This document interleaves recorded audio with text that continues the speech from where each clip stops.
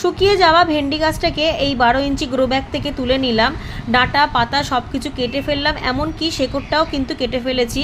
এবার এই ডালগুলো যেহেতু অনেক শক্ত, তাই রোদে শুকনো করতে দিলে তারপর ছোট গাছে সাপোর্ট হিসাবে দিলে কিন্তু খুব ভালো সাপোর্ট নেয়।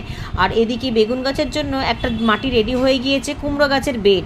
কুমড়ো গাছটা তুলে নিয়েছি, রান্নাঘরে নিয়ে যাব, রান্না করে নেবো কাল। আর এরই মাটিটা কিন্তু খুব সুন্দর ঝুরঝুরে হয়েছে, সেটার মধ্যেই একটা বেগুন গাছ রিপোর্ট করব এই ব্যাগটার মধ্যেই।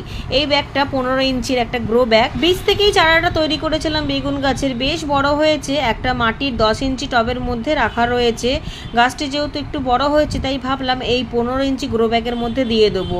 এত ঝুরঝুরে মাটি, তার মধ্যে একটুখানি ঘরোয়া খাবার দিয়ে দেবো এবং ওপর দিয়ে এই মাটিটাকে চাপা দিয়ে দেবো।